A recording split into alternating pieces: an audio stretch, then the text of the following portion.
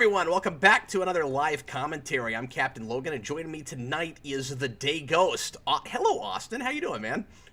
I am pumped for some T3. Oh, I've been really? waiting for this for months. This movie is going to pump you up. Pump up the jam. Let's go, guys. Austin has been teasing this movie forever with his myriad T3 backgrounds, and if you've wondered why in at least 3, if not 4 videos, Austin has had Terminator 3 backgrounds, it's because he knew eventually we were going to finally stop putting this off and do this movie. We've been spreading these out quite a bit, and we may go ahead and try to rush the next ones just because Austin and I have another project that we're wanting to work on together in the not-too-distant future, and at the rate we're going, that will finally happen like a year from now. Well, yeah, I wasn't sure if you were ready, like if you were gonna say that, but yeah, we got a much better project after Terminator. Yeah, I mean, it may depend on certain bits of it that we're talking about, depending on how long we take that series. But yeah, Austin and I are going to do a review series down the road. Have we publicly announced that yet? I don't think we Uh, have. Only on After Dark, On not After Dark. publicly. Okay, yeah, I couldn't remember. Well, I think we'll keep that under our hats for now, and hopefully there's an audience for that. But right now, Austin's my Terminator guy, and Austin, let's go ahead and get into Terminator 3, Rise of the Machines, the first of the retconned sequels that no longer matters, and hilariously was sort of retconned twice, because this already didn't matter to Sarah Connor Chronicles, and then in that continuity, and that continuity did the same thing that Dark Fate did, where it just kept the first 2, and then now this has been retconned in the irregular continuity as well. Well, I think the only movie that acknowledges this is Salvation, Yeah, but I could be wrong about is that. it even already retconned in Genesis? I haven't seen that, but I always got the impression that it was just looking at 1 and 2, but I could be wrong. It certainly was in all of the like recreated scenes and stuff, but I can't remember if that movie was supposed to have happened. I mean, we're wiping over everything in that movie because it was the whole soft reboot thing. Yeah. Yeah, and I don't think John's wife is in that because I know she's in Salvation, Oh, I don't even but remember her in that. Okay. yeah, she's Bryce Dallas Howard in Salvation. I didn't realize that was the same character, just because I've only seen that movie one time, and I couldn't remember who she was playing, yeah. Yeah. Well, for the longest time, I thought the character's name was Claire Danes until rewatching it when I realized that's the actress. So she really, she really stuck with me. Yeah, we'll talk about that. I would consider that one of the big weak links with this movie, but yeah, we'll get into that. Austin, what is your background with this? With this one, um, I don't know. This isn't a movie I watched a lot as a kid. Like in Canada, I don't know what you guys have there because we have different channels. But every Saturday they would do like movie nights, and it was usually kind of like crappy stuff. Like that was where I first watched the Spawn movie, and I remember watching this a few times on there. Oh, okay. And yeah, This came well, and out it when was I always was. the worst one until we kept going. Yeah, exactly. This came out. Well, Salvation is at least a lot more interesting than this. Like it's Well, got yeah, and huge I like pacing issues and Salvation, it's but kind of dull and stuff. But I think I would overall probably call that a better overall experience than this, maybe. yeah. Well, and I liked Salvation quite a bit when it came out, but I was like 12, so Yeah, it was being aimed directly at me. I guess we'll see how we feel about it when we revisit it after watching these back to back, or relatively back to back, depending on how long it takes us to finally get to Salvation.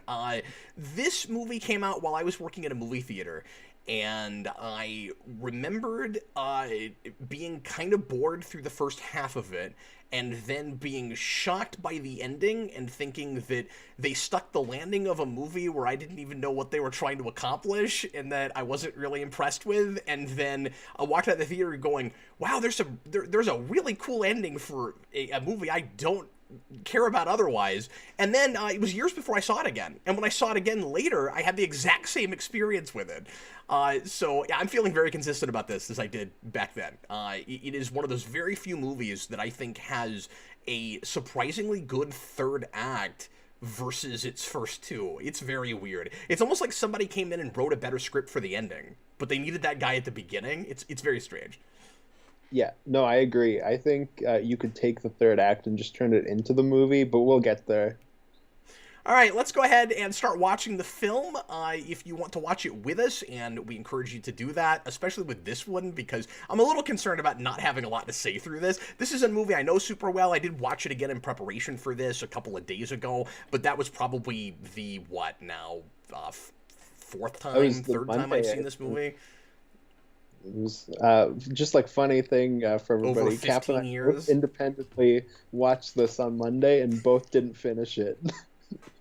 Yeah, we were messaging each other, and we didn't know we were both watching it at the same time. And I was like, I'm sitting down with Jason to watch Terminator 3, and Austin goes, I actually I started that today, but I'm gonna have to finish it tomorrow. And I sent him a message later, and I said, Jason got really tired, needed to go to bed. I also have not seen the last 40 minutes of this movie. And then both of us finished it 2 days later. It was pretty funny. Anyway, you can watch this movie on HBO Max currently. It and Salvation are both there, because a lot of these streaming services, for whatever reason, like to have the not as good sequels, but not the actual movies people care about. And if you've got that, go there. And otherwise, and there's not multiple cuts of this movie like we dealt with Terminator 2, so that's good. Get out your DVD or Blu-ray, or go to HBO Max, however you want to watch it. Get a timestamp 0 past all the menus, and get ready to press play when I say now. We will try to interact with folks in the comments if you're watching live, so thanks a bunch for being here, and thanks for tuning in after the fact if you're doing that. Everybody ready? Everybody into the pool. Here we go. Ready? Please press play right now. Here we go. The adventure begins. We would appreciate lots of participation in the comments this evening. Yeah, we're going on an adventure. Because we're going to need it. But not enough of an adventure, and that's the problem. It is 45 full minutes, I think, into this movie before you even know what the initial setup of the story is. And yeah, we kind of leave it as a mystery for a while in T2 as to why Arnold has come back and why the T1000 has. But the difference is I'm interested in those characters more than I am with this, and we're already dealing with some interesting thematic stuff in that. This is kind of just a lot of sort of balls to the wall action. And just like all of the same trappings of what you're used to at the beginning of a Terminator movie. There's not any substance at all until characters finally start talking, and it takes forever before they're doing that. Yeah, when it feels very formulaic, at least for the second one, like it feels like they're following that movie beat for beat for a bit. But leaving out all the interesting stuff. Well, yeah, no, exactly. When all the characters are a lot worse, the acting's a lot worse. Arnold's just Arnold, but I mean, yeah, and there's a lot of things like this in this movie. The T800 is one of those things where, well, I guess he's not the T800, but he's that model. Because I guess there's a distinction, right? But the Arnold Terminator in this movie seems like a really strange creation. And sorry, I thought my movie had stopped for a second. There's a lot of black at the beginning of this movie for some reason. well, yeah, that's how we, instead of doing a cool opening with like moving letters, we just get black. Yeah, and not the Terminator theme, which I don't like. And then we finally get it at the end, and I think it's pretentious, but we'll talk about it.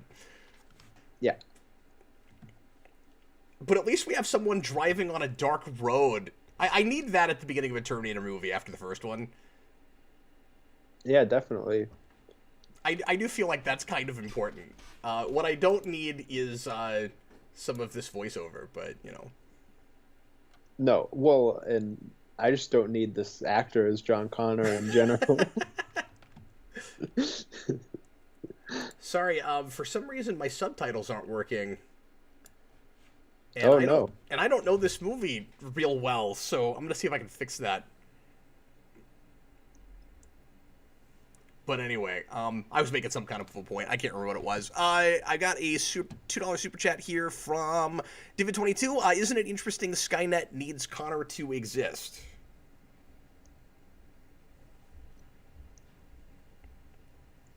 Yeah.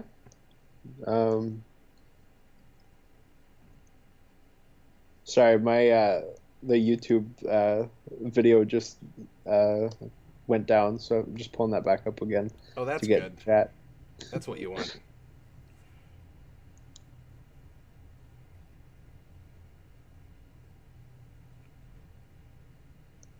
Yeah, do we make a point of that in this movie that Skynet needs John too?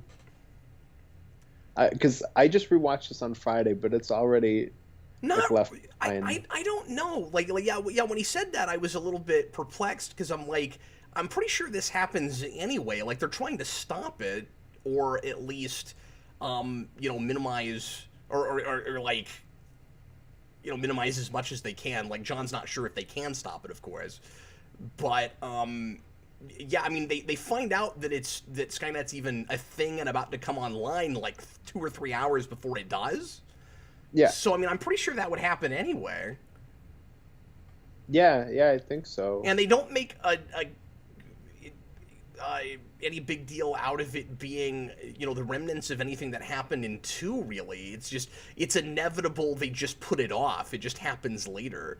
But there's not really any callbacks to Dyson or anything. No, no, it's just kind of the military has Skynet now.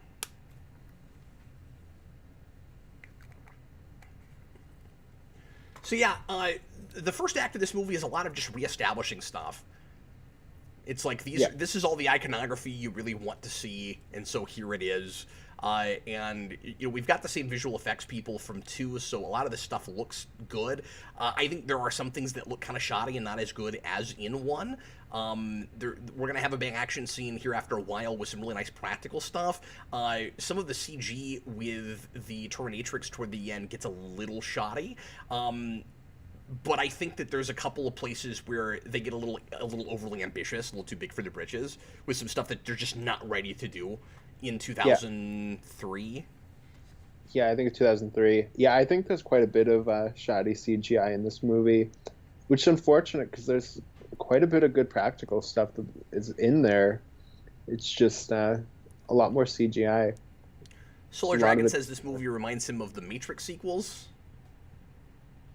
Oh, I've never seen those. There's a way So to establish place. You don't put it on the screen. You just have a sign that says Beverly Hills. should have been a close up, just Beverly Hills. That's where we want to be. And they like completely changed this time travel effect. They're Yeah. going way more hardcore with it. It's super over the top now. I want to say the melting mannequin is supposed to be kind of a callback to the T-1000. Is that a I crazy had thing the to same say? thought. No, I had the same thought when I rewatched it. Yeah, Where they're going, remember that thing? that thing's dumb. Get ready for the new one.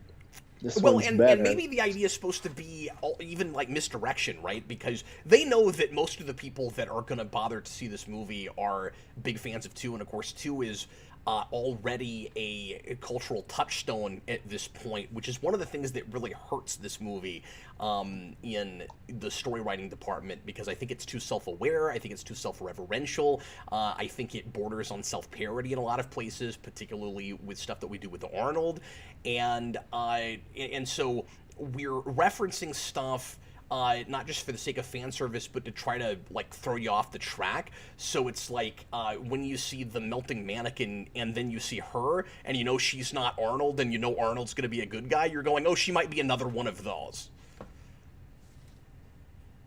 And do you know the reason why they went with a girl Terminator? Besides just it's a thing we haven't done yet? No, I don't. Well, according to Arnold in the commentary, he thought it would be a great idea to have like a hot naked chick at the beginning of the movie instead of just naked Arnold again.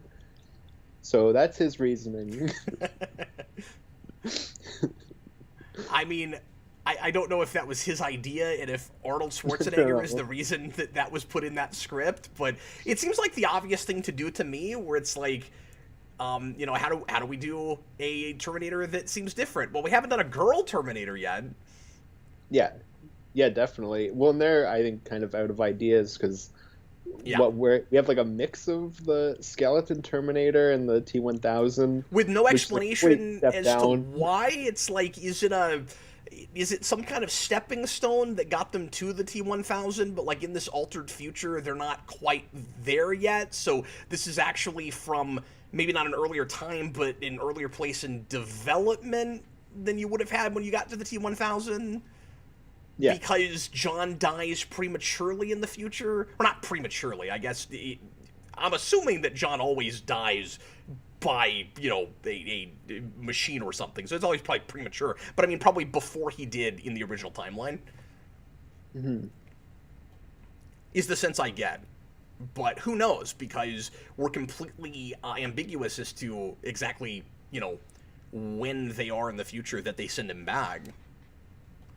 yeah. When we get like that throwaway line that like John's kids are now important, and they never touch up on that again. Oh, It's yeah, like I a forgot about complete that. throwaway line. Yeah. That's weird.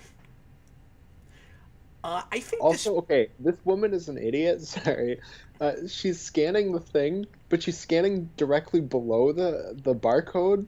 She's not actually scanning it, and she's like, "It doesn't work." Gee, I wonder That's why. an But introduction to this character. But that is actually not the worst way to introduce this character, because I don't think she's all that intelligent. No, she's not like at all. So yeah, that's another one of those things where they're like, wouldn't it be cute to have an image that reminds you of Terminator things? So you have a barcode scanner with a light going across it, like it's a face with a Terminator eye. Yeah, yeah. Isn't that like a cute image? Yeah, it It is. feels very like Emmerich to me, right?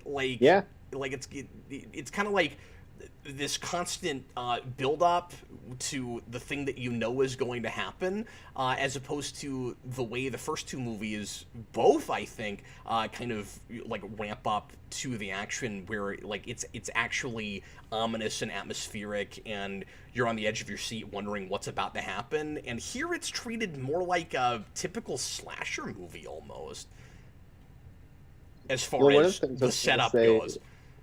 is that it's funny you mentioned Emmerich because obviously the first movie we said was very 80s, second one was very 90s. I think this movie is super 2000s Yep. and bland like the 2000s. Yeah, exactly. Well, and I think it's influenced too much by disaster movies and stuff. Yeah. I mean, I just Well, had that that was the thought, big but thing at the like, time, yeah. yeah, Independence Day and a bunch of other things influenced by that movie have happened at this Mhm. point. Yeah, we're kind of at the golden age of Emmerich's career at this point, if he ever had one. Yeah. Yeah, relative to, himself. Philip Keaton, super chat, thanks, man. The moment the Terminator films start being bad, and I always thought of this movie as not a terrible movie, but just an obvious like massive step down the ladder from Terminator 2 by 5 or 6 rungs. But it's not like it's probably not like a 1 or a 1.5 on the rewind scale. Like, it's not awful. And like I said, I really like the ending, and that kind of redeems it some. But it's not a fun movie to sit through until that idea at the end, and then it makes it kind of not especially rewatchable because I know what happens at the end. Yeah. So the ride getting there is not real fun for me. Yeah, no, I like first time watching this again, I didn't really perk up until some like maybe last half hour, last 40 minutes. Yeah, well, the first scene where there's any sense of tension for me is when John turns that gun on himself. That's the first place where it starts feeling like it's almost maybe a Terminator movie to me. Oh, for sure, yeah. And before that, it feels like it's kind of a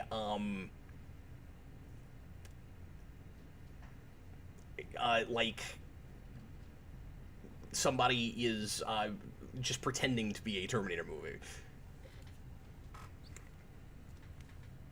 Yeah. It feels a little bit like an imposter. Well, I think John Connor especially is an imposter. He just looks like a heroin addict. And that's not all entirely that actor's fault, because No, part of it is the script.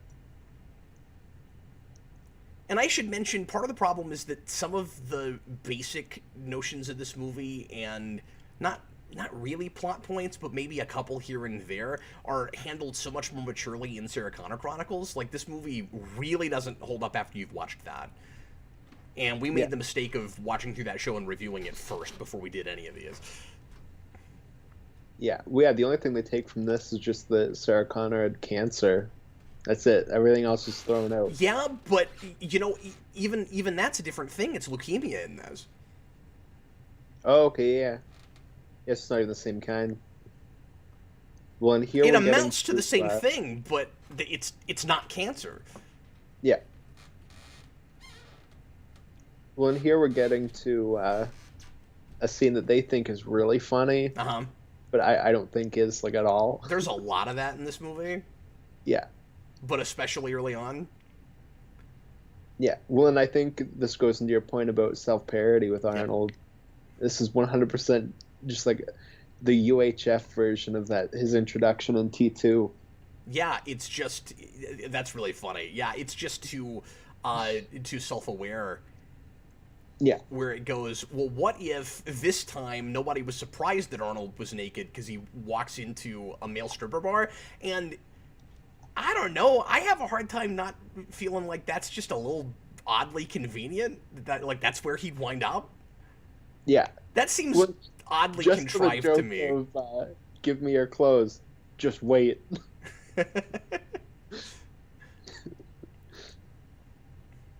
I don't know, I feel like you could set up this situation in such a way where it might be clever, but it's just their version of that scene we always have to get. So if for some reason this was a place that, like, he had to be, where like he's after something specific, besides just this is where he landed in the first place, but then there'd be no reason that he'd still not have clothes on. So I don't know, maybe you can't contrive that in a especially, believable way. But I also think that part of the problem is just the attitude of it, where, like you said, they think that's so funny, and that immediately turns me off. I don't know if you can do that all that much more subtle, but you don't have to do the Elton John glasses at the end. Like, I also don't buy for a second that stripper is the same size as Arnold, because they shoot him like he's a lot shorter. That's a really good point. Solar Dragon, how did people react to this movie at the time? I don't remember anyone talking about this, and I was shocked by by how well it did at the box office. So that shot's really weird, where he pulls down the like the sunblock or whatever. I can't think of what that's called, and he gets a watch instead of the keys, where it's a callback to T2, but it's not the same Terminator. And then he gets a watch instead. And that's a problem all through this, right? With various characters, including himself, reacting to things that they shouldn't because he's not the same guy. And we'll talk about that, but like, when we get to his version of "I'll be back," it's like, well, you got to have that in every single one of them, because that's the big catchphrase. But, like, it's treated too much like the character calling back to a thing he said, and he wasn't there. Yeah, this movie tried to subvert both major catchphrases with that and "Come with me if you want to live," and both of them are pretty lame. Yeah, pretty lame. And later on, we'll start having other characters say it so that it doesn't seem as, forced. Mm-hmm. But then you can see the script writing in it, so it still is maybe a little bit forced. Yeah, because I'm getting ahead of myself, but we do that in Dark Fate. It's like, nobody else is with him in that room except for a guy that's behind a counter that gets hit by a car. Like, nobody ever heard him say that. Well, my favorite is because obviously with the "I'll be back," like, it's just it's changed for the context it's in. But with their version of "Come with me if you want to live," it's just reworded, but it's the exact same thing that he's saying. So when I rewatched it, I was like, just say it or don't say it. Like, yeah. Well, and, like, you can't dupe me at that point in the movie into thinking that you're all that sophisticated in your writing after you have Arnold walk into a male stripper bar and then the star sunglasses. Like, and talk to the hand. And then Arnold talked into his hand. Talk to the hand, yeah. Which we'll call back to. Yeah, I mean, this movie has different intentions than the second film until you get to the end. In fact, I would almost say that it's trying to kind of simultaneously be both genres of the first two movies at the same time, and maybe that's part of why it's not working. Yeah. You think I'm Yep. onto something with that? Because the first movie is a science fiction thriller, and it kind of subverts the standard slasher film, kind of formula, but it is, a bit of one of those. It's basically a straight up horror film. And then the second movie is a sci-fi epic. It's a dark sci-fi epic. It's got some horror elements, but it's not a horror film. This can't decide which of those it is, and I think it might be because it's trying to be both at the same time. And that could work, maybe. I don't know what that looks like, but I don't think they're quite succeeding at it. And I think it's because the movie's not really about ideas until the end.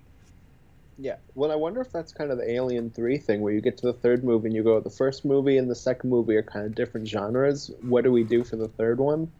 Exactly. And then we have that problem with every movie after this.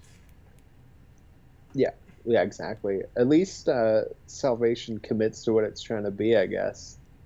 Well, and that is the right answer, right? When you get to a third movie, the answer probably should be post-apocalyptic future film. Yeah. Where you give us the straight up epic sci-fi dystopian movie that you've been teasing through the entire franchise. Somebody earlier said that a lot of the hype had died down by this point, and it certainly felt that way. But like I said, going back and looking at the number, I was really surprised by the box office. This movie did over $400 million, and I did not think it did that well. And that's in 2003. So we just got John Connor get taken out by a veterinarian. I know her dad's he's not streetwise at person. all in this, and it's really perplexing. Yeah, and I guess he has a paintball gun that looks like a regular gun. I don't know. Maybe they made that back then. They don't now. He just sawed off the orange tip. Yeah. You should have just had like a toy gun, like where you just pull the trigger and it just makes like sounds in it. But yeah, I'm sure this movie didn't do what the studio was hoping it would, given how much they spent on it, but it still did better than I had thought it did. This was, at the time, believe it or not, the most expensive movie that had ever been made. And that's crazy. It was at that time, so I guess that kind of makes sense, even though you can't really see it on screen. $187 million. That's crazy. Yeah, because 2 was $100 million, and that was the most expensive movie at that time.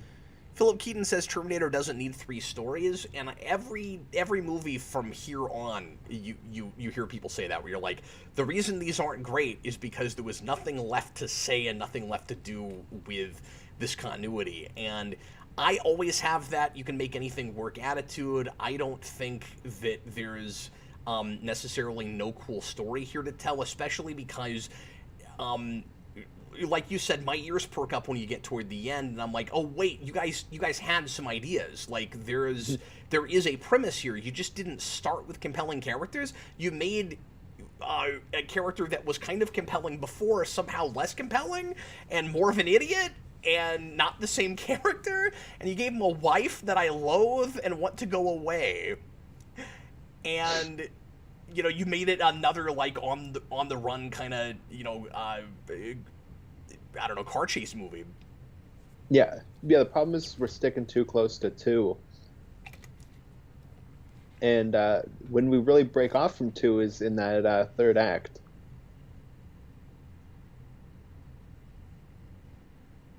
When we finally find out, like, why the Terminator looks like Arnold again, I'm kind of cool with that. It's sort of a neat idea. And when you find out that he's been kind of humoring John, we'll get to all this, but, like, there's nothing interesting happening right now, so so I'll talk about this. Right now, we're just doing this kind of creepy eye candy thing with We had a very impactful death, okay? I really felt for that woman who just wanted to help her dog.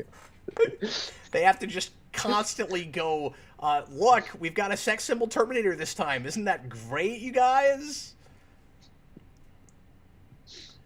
And she's Yeah. not remotely menacing, I think, partly because they're constantly just trying to impress the men in the audience with how hot she is. Like, I kind of think that's a lot of the point. And you can't. It's hard to do both of those things at the same time.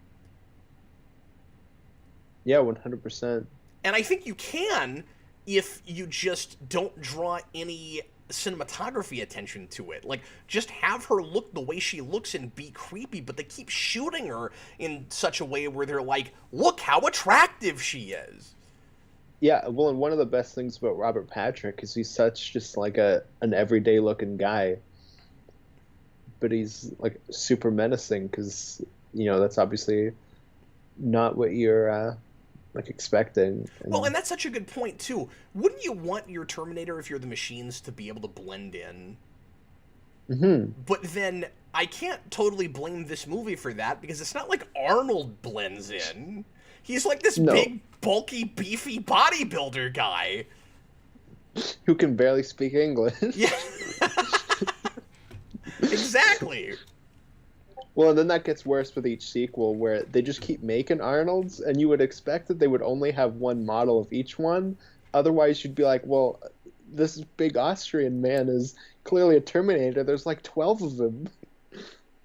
Yeah, why do they have a whole assembly line of those? Yeah, it doesn't make any sense, because he wouldn't be an infiltrator at that point. Now, I will say, do not buy Arnold can do that. I will say, I remembered this actress with the female Terminator having like looking a lot more vacant behind the eyes, and she's not as bad as I remembered her in the theater. Yeah, no, I don't think she's a bad actress. I don't think it's just she's not given like anything. Yeah, exactly.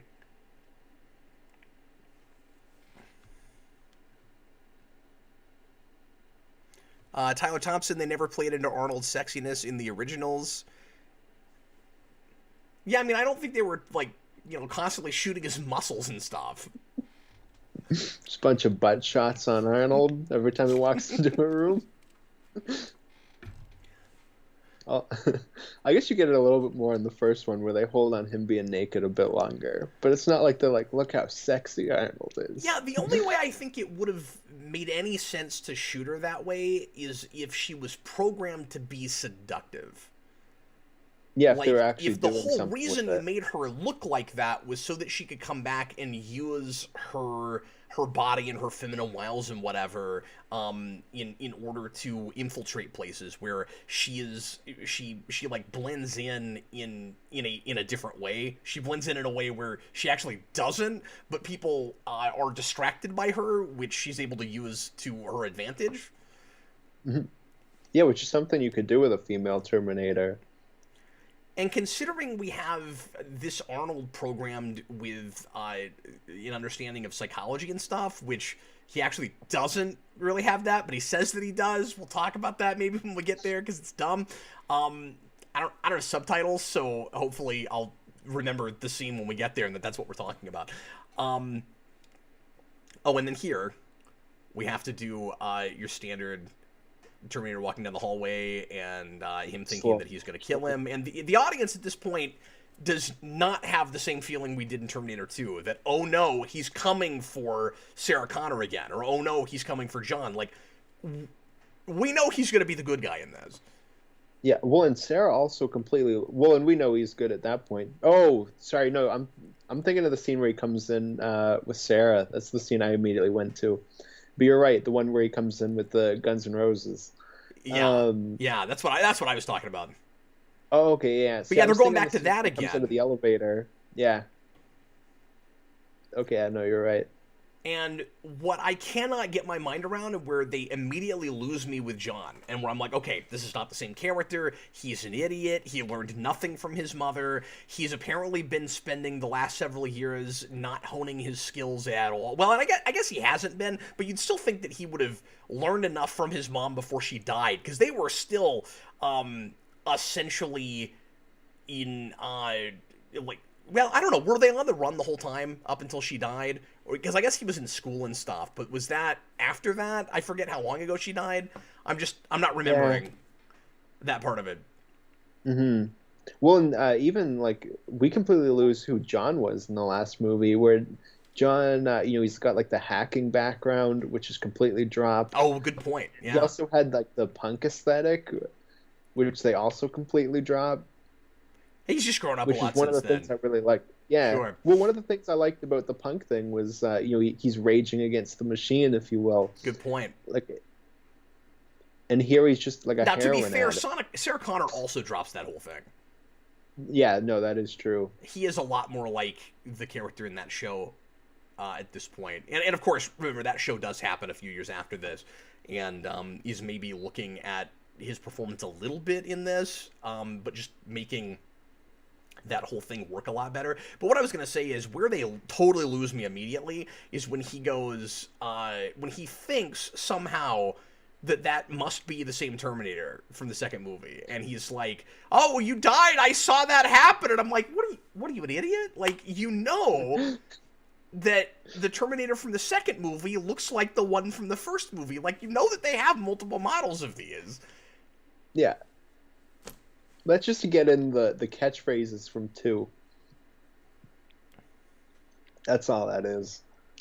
But Solar Dragon just asked, did Sarah Connor, did Linda Hamilton not want to come back for this movie?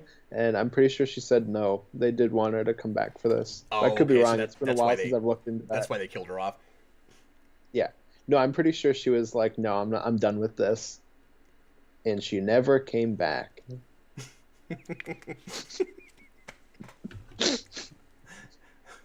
That's the world's denial I've chosen to live in. So, riddle me this, Austin. At this point in the movie, why am I supposed to care about anything that's happening? I don't know, because we've had very few scenes with John and very few scenes with what's her face, Catherine Brewster. Like, who cares of this? We are half an hour in, and we're gonna have this huge, like, end of your first act action sequence. Yeah, and I feel like we spent more times with the Terminators than we have with either of our 2 main human characters. Yeah, and all we've been doing is setting the stage that you already expect. This is what's so weird about this movie to me. It establishes itself as a ride before a story, and then by the time I finally get to the story, I forget that I'm supposed to be, like, emotionally invested in anything. And there's this massive whiplash, and it's really difficult for me to start actually getting into the events of what's supposed to be happening, and the conflict with my characters. And it doesn't help that they're all kind of portrayed as idiots. Well, yeah, exactly. Well, and now we're basically at the truck scene, but bigger from T2, where Arnold's on the motorcycle and the evil Terminator's in the truck. Except now Arnold's on a cop motorcycle, so I guess it's also a reversal of T2. Weird. It's like a mix. That's a great point, too. Cinematographic, I saw Dark Fate last year. It was effing boring. Yeah, the difference is, it was, to my mind, boring and really insulting, too. And this, at least, is... I didn't find offensive in some of the ways that I found the storytelling in that movie. So I love this extra guy here. Yeah. Where he runs up to John and he's like, who are you? What are you doing? Shut up! It's so strange. This is it's one like of those movies that reads to me as probably really, really compromised to force it into a standard action movie formula and to not, lose the audience or whatever. I would be fascinated to see the original script because I have a really hard time with that ending. As interesting as I find that, especially compared to the rest of this, to think that the original script was anything like this. It watches like they gutted everything cool until you get to the end, and then they mercifully kept some of the better ideas. Yeah, that could be. Because you're right, it's like a light switch. And this is just like I said, so beat for beat what we were doing in two, just like very basic structure wise. Like now, like I said, now we're just in that truck scene from T2, And it sucks except because bigger. this is a really well put together action scene. Like, technically, Mhm. there's some really impressive stuff happening here, and there's some car chase stuff that I'd never seen in anything before. The way we rip up the road is cool. When we get to the end of this, we have one shot where we, like, rip up a bunch of road with this truck, and then we never cut back and see any more of it, so it feels like it's not ripped up anymore. It's kind of funny. Oh, Yeah, you're right, no, that we're doing motorcycle some looks real way cool too much like the practical one from stuff. 2. Like, they're very clearly homaging that. Yeah, But it's with both like Arnold the riding homage to it. that, and like him riding the motorcycle in that scene in T2. Like it's a weird we're doing that scene and reversing the cop motorcycle thing. It's like a bit of both.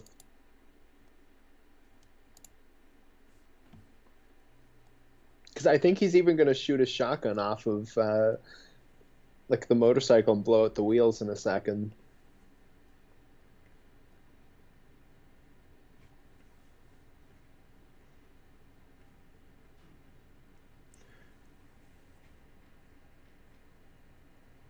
And I realize that we get a big chase before we've really sat down and discussed anything in the second movie, but I don't know, some of those ideas seem like they were kind of already established, and John seemed, already more interesting even as a kid. Like, I'm kind of wishing that somehow before we got to this scene, we could have already had, Catherine and John discussing anything. Mhm. Yeah, well, we're with those characters a lot more in two before that truck scene. And it also, again, I don't mean to repeat myself, but part of the problem is it doesn't help that I'm not. Oh, I finally got the subtitles to work. Yay. Part of the problem is that I'm not finding her menacing. So even the horror film aspect of this is not working. Mhm.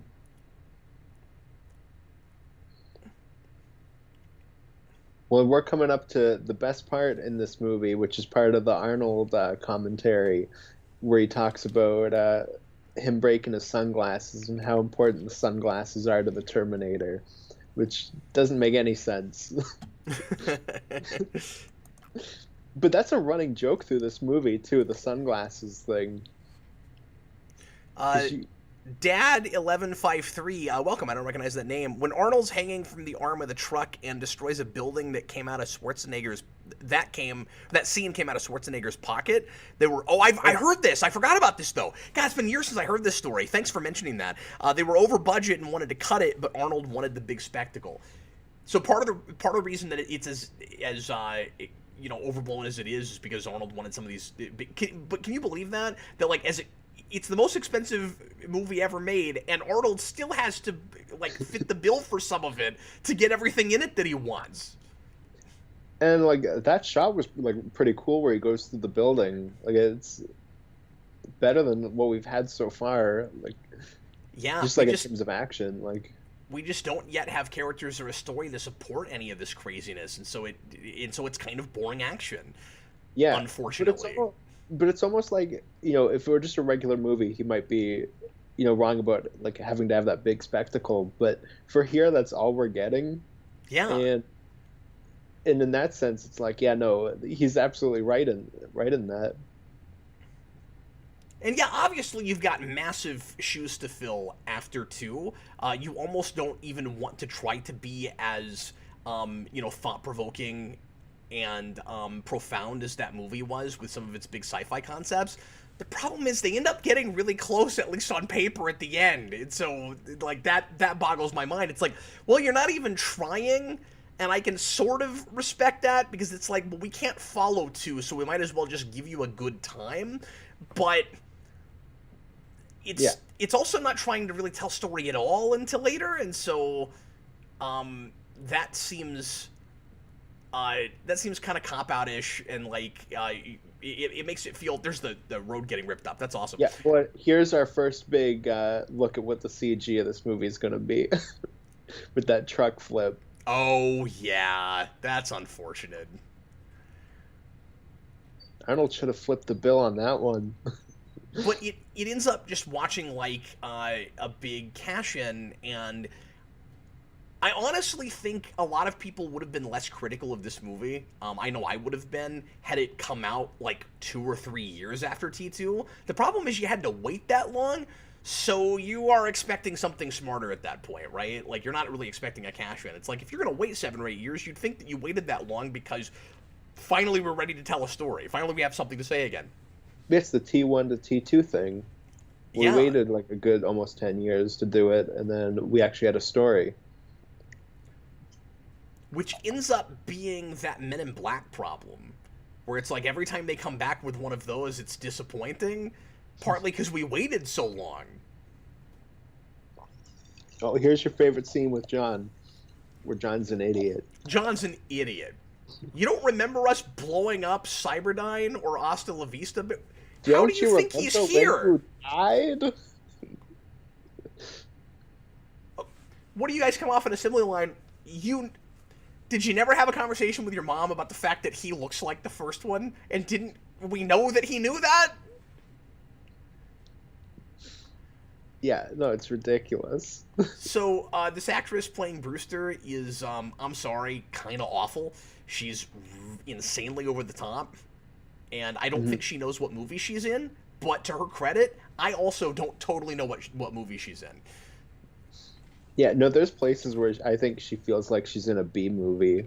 Yeah, she's playing it like she's in a disaster film. And I never had this thought until this viewing, as we're talking over this. Yeah, it's too much like like a disaster film. Yeah. And I actually think you could have made that movie. It's like after the 2 genres that we discussed with the first 2, what is your third genre? If you don't do a futuristic dystopian film, let the end of the first act be Judgment Day. Let it be a disaster movie. That's a thing you could have done. And actually, that would work fine with this title. Because what's really funny is the end of the movie kind of, in the theater, kind of blew my mind. And I was really impressed with it. And then later I thought about it, and I was like, but it's right there in the title. How was I not expecting that to happen? It's called Rise of the Machines. And the machines rise at the end. Well, it could have been the Judgment Day thing where we stop the rise of the machines. That's true. What we're doing. Although I guess like it's pretty clear, like pretty early on, that that's not what it's going to be. Yeah, like, to be fair, thematically that works really well, but if they're wanting to play it, and I just wish this was more at the fore through more of the film. If the idea was supposed to be that the whole thing is an argument, is a debate of like, can you change the future? Is the future really set? That whole thing. Then then you wouldn't know for sure, just because it's called Rise of the Machines, that's actually going to happen at the end, that Cyberdyne's actually going to take over, and you are going to... Because it's weird. This movie's not called Judgment Day, but it's the one where you see Judgment Day happen.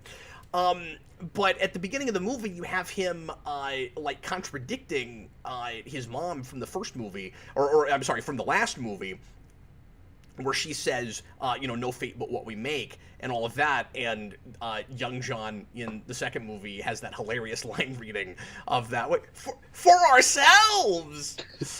And he goes, I always questioned that. I was never totally sure, and I kind of liked that in the theater, because I was like, well, that was the way I always read Terminator 2, was, I don't know if the thing that she's saying that sounds like the moral of the story is actually really the moral of the story. It's always from her perspective. That's what she believes, or that's what she's hoping. And is that really true? We can never be totally sure. Like, if... Well, that's what the road meant. That fate versus free will argument. And so if this whole movie is, is it or isn't it, then, yeah, when you get to the end, it could be either way. And maybe that's the reason it did surprise me. I don't know. Yeah. Yeah, exactly. It's more ambiguous in the second movie. Like I said, it's the road metaphor. We don't really know what's going to happen next. they throw him under the bus a little bit too much with this? Tell me what you think of this, because I go back and forth on it a little bit. If he isn't sure that his mom is right, and he thinks that Judgment Day could still happen, but he also thinks that it might be inevitable, then is he, like, horribly cynical and kind of selfish for just standing back and letting it happen? Where he's like, I think it could still happen, but I'm not actually going to do anything about it, because if I think it's possible, I'm going all the way to it has to, so I don't even believe in free will anymore? Like, I don't know how I feel about that. Yeah. Yeah, no, that is true. I hadn't thought about that. So that scene is the ultimate step down from T2 to T3, where last time we got bad to the bone with Arnold leaving a place, now we get that funk man, funky. Whatever the heck that was. So could we I just saw a please comment just that convince this woman earlier in the film that he's from the future, and that Judgment Day is about to happen in a few hours, so that we don't have to go through the standard rigmarole of she doesn't believe them and she thinks she's being kidnapped and all of that, and we have to, like, listen to her scream constantly with a way more annoying scream than, like, Vicky Vale in Batman 89. Like, I don't know, could they, like, they don't have to like each other yet. Like, I get that whole thing, but could we maybe give them a more interesting rapport earlier in the movie? Yeah, well, it's that Iron Fist, early Iron Fist thing, where we're just kind of stuck with these characters who are in denial, or not in denial, who just aren't in the in yet, and it's like, can we get past this? Divid22 says, super chat, thanks, man. Actually, Cap, we would know as John would vanish. I'm not sure what he's responding to. Oh, I guess because because John in the future has to send Kyle back. So if Skynet isn't a thing, then I guess there's no time travel. I guess is what he's saying. So he can't send Kyle back. So John would just stop existing. Yeah, but we don't know if we live in that kind of a universe, really. We never fully understand the time travel of this universe, and Terminator 3 is where things start getting really confusing and sticky with the time travel, of course. Yeah. Because, yeah, it always looked like an inevitable thing where it's like what happened always happened, but once you've stopped Judgment Day, all bets are off after that. You would think that that just the fact that you were able to do that might have been the paradox that blows up the universe. Yeah. Because if... I mean, Skynet's going to be a different sort of thing later on now. Well, not that different. I mean, everything looks the same. You're still using Arnold and all of that, but it happens years later. So you would think, at least with, like, Butterfly Effect, if John did send Kyle Reese back, would it have worked out exactly the same way? Would it be, exactly the same time and everything? I don't know. And I've gone cross-eyed. Yeah. I mean, I'm to a point where I'm numb to this discussion at this point with the whole time travel of Terminator. We've gone rounds and rounds about it so much. Yeah. That, like, my brain just starts to melt. General, yeah.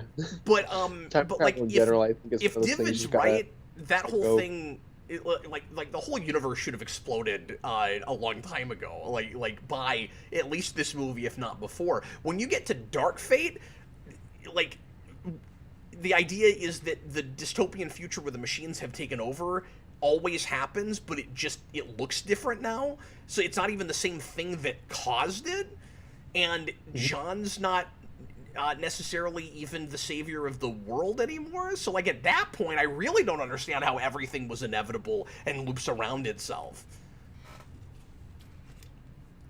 They somehow made it more confusing even while retconning most of the movies.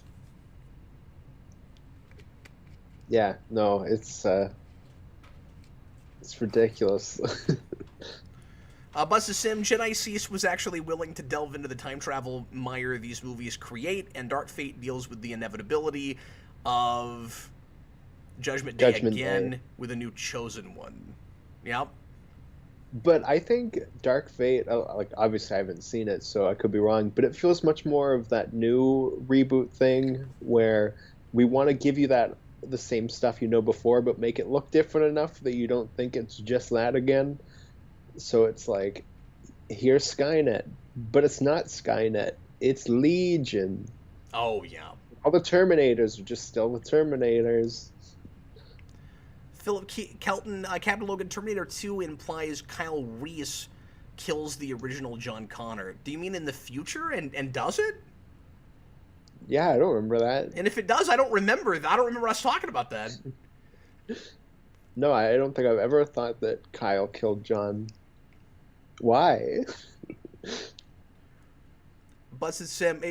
He says it implies it. I don't. Yeah. Yeah. I'm missing There something was there a if that's the comment case. earlier that I saw that was funny. Where was it? Oh, I can't remember who it was, but somebody asked if that like thing Arnold pulls out of himself that explodes, why Arnold never does that in one of the earlier movies to kill John Connor. And yeah, that's very retroactive. So, what do you think about this whole idea that Sarah Connor has a casket full of guns? Uh, it's weird that John doesn't know this, right? That he You'd doesn't think know she would have that told him about it. spread and yeah, that he doesn't know that like the guns were here and his ashes were spread in the like who did that then? Yeah, he didn't get any say over the burial rites? Okay. It's real weird. Were they together at that point? Well, I think Arnold says that like her friends put her ashes at sea. And Oh, it's yeah, like, that's what. Yeah, he says it's her friends. yeah. It's like who Had he the left her guy at that point? There's a lot of things we just don't talk about enough. I don't know enough about what their relationship was after T2. yeah. And it kind of feels like they have to reference her and have her feel like a major part of the plot in some kind of contrived way. Where, like, this is a big plot point. She gives them guns. So that her presence is sort of felt in some way, and so that we don't feel like we're disrespecting the character, because this franchise used to be about her. Like, she was the protagonist. But Well, I mentioned that I think last film where if we're doing that, I kind of like that we do the first movie is the Sarah Connor movie, the second one is the dual protagonist story between John and Sarah, and then your third movie is John, where two is a transition film. yeah, It no, just obviously didn't work here. no, that's actually fine as long as I like him and he feels streetwise, and because he needs to be getting to the place where he'll be the guy that can lead in the future. By the time you get to the end of this movie, I think his performance gets better in that last scene where he's kind of forced into that role and he's like, okay, I'm finally going to embrace this. But it also watches like he's the guy now just because we've always known he's the guy. The Sarah Connor Chronicles was working really hard to show us the development of him becoming the leader guy. Yeah. Well, my favorite scene in T2, which I complained about through that whole commentary because they cut it, is the scene with the computer chip where we get to see like John actually be a leader in that moment. Yeah. And here he's just not that at all. And he's kind of whiny, I find, in this movie in places. And somehow more so than that kid who was literally whiny, like his voice was whiny. Yeah. Yeah, like he doesn't come off as whiny to me in the second movie, but he really does here in places, especially in the scene coming up where he starts complaining to Arnold.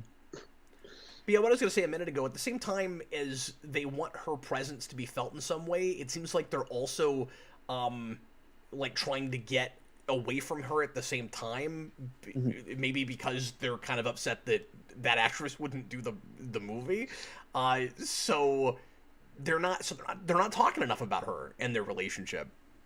Yeah, well, and we're full on T2 mode now, where this is just the tear gas scene where he's going to come up and shoot the cops but not kill anybody. Yeah. But he's a different Terminator, so Why? Why is he doing that? I This have I have see, lots of questions about him. One of them is, and we'll get the discussion about this in a couple of scenes, but one of them is, why is it that just because it's John's wife in the future that sends him back, right? Isn't that the idea that she sends him back? yeah, He'll respond to her commands, but not his. If I'm her in the future, I'd program him to do both, yeah. right? Especially because John at least knows what's up, while she doesn't. She's a veterinarian. Like, And what she did would she? know that, like, okay, the So time period she you're sending her is back to, still you're stupid in the just a dumb future. veterinarian who doesn't know anything. And I think that's also, they're trying to kind of do Sarah Connor from the first movie again, now that I'm thinking about it, where it's like, the least likely the person to be a resistance fighter and to, like, raise the kid that's supposed to save the future. Oh, this is one of my favorite scenes because she kills these cops and then she's just going to start driving with her hand through this guy's Through his chest chest, yeah. because it's entirely just there for that shot because she can't control the pedals. Oh, that's a That dead really guy good is point. missing. It's just there to be like, look how cool and like bloody this shot is. Yeah, and I mean, it's amusing, certainly. You at least can't say they're ripping off anything from the other movies. Yeah, no, that's at least like a new thing, but it's just like a funny thing in the moment where it's like, this doesn't make any sense. Philip Kelton, time travel works in two different ways in the first two movies. First movie, everything is a loop. In T2, sending people in the past changes things. That means that Kyle may have screwed up.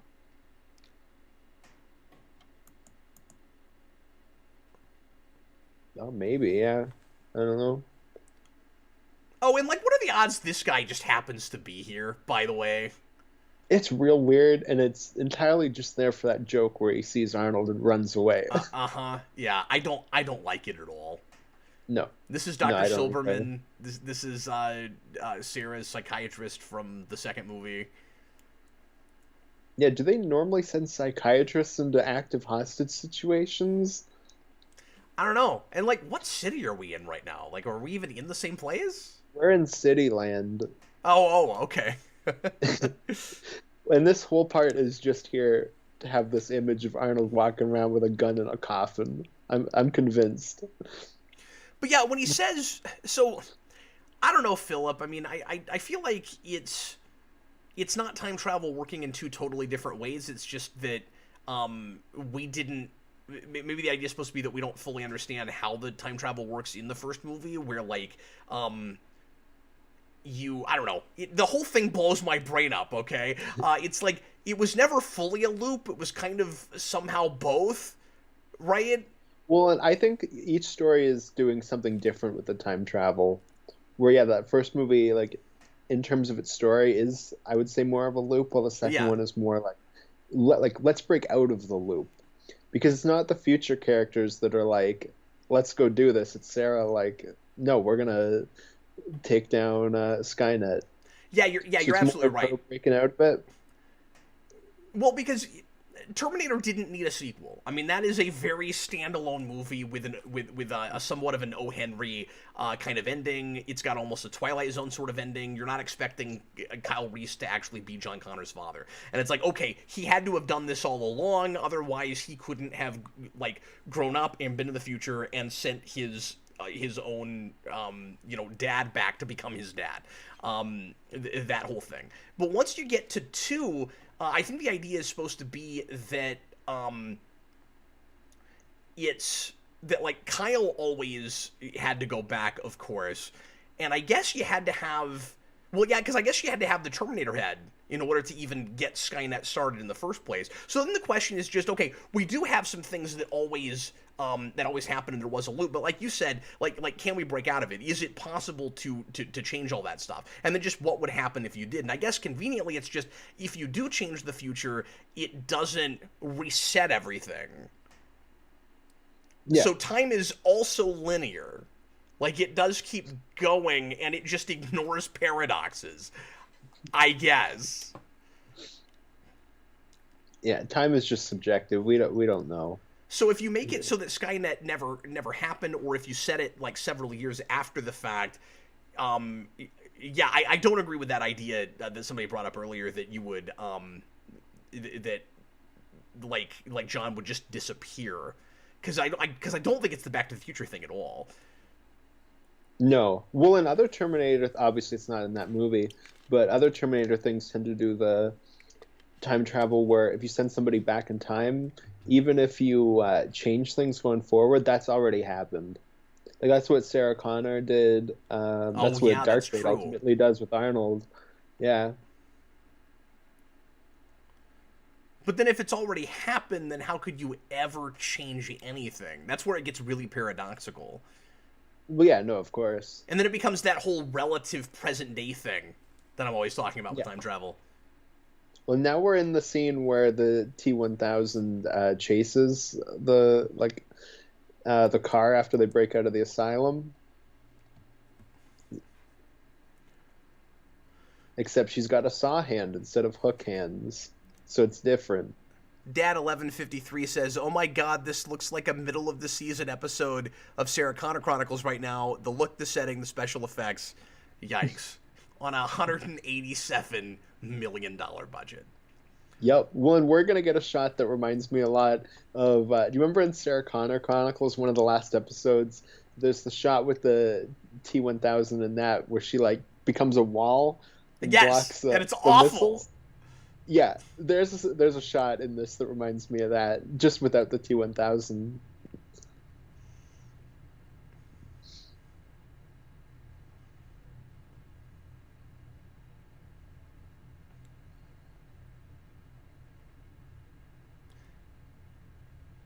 Yeah, this choice of a That hybrid. that's a lame one-liner, Arnold. You needed to make a convertible joke. That's true. It's like you're waiting for it because you know he's gonna say something, and then it's just, "We need a new vehicle." Yeah. The hybrid idea of you basically combine the T800 and T1000 is really strange, because you're almost saying that like you have protagonists that can't handle the threat that was as scary as it was last movie. So we've got a threat that is kind of like by definition not as bad. Yeah, and it's supposed to be like an upgrade too. I don't see how it is. She seems like she would be No, easier to kill to me. the only upgrade thing is that she has weapons built into her, and that's kind of it. Busta Sim, shouldn't they have just gone with the idea that Judgment Day can't be stopped, only delayed, and maybe it gets worse, and that's why every new loop they have to stop it? Oh, okay. That like every time it's like a worse Judgment Day. So it's inevitable. It's going to happen, but it's going to get worse every time. They gotta send John back to get the original Judgment Day.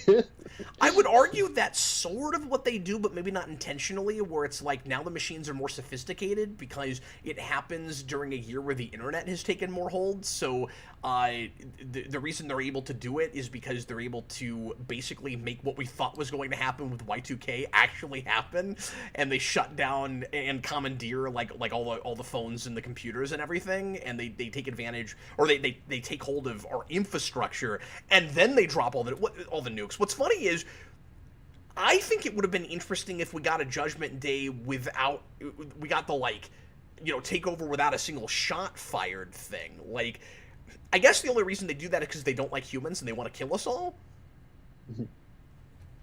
Well, and it's already kind of worse because we talk about it in 2, where Skynet takes control of the U.S. nukes. They nuke Russia, and then Russia nukes America in retaliation. While here they take over the infrastructure of the entire world, and they Oh nuke, yeah, I'm assuming, like everywhere. So I guess in a way it is kind of worse, yeah. or at least You it's more almost wonder efficient. how, yeah, and you almost wonder how there's anybody left at the end if John and woman have to like be in like an area to be safe. I couldn't Yeah, think of yeah, exactly. Because they've got access to all the computers and the nuclear codes and everything. And in the original Judgment Day, they wouldn't have had that. They just, like, No. the only reason they're able to take us all over is because it's a defense system that we created, so we gave them a lot of weapons, but they wouldn't have had everything. And in this, they have everything. Yeah, because part of their plan is just to get Russia to attack them back, to take out the U.S.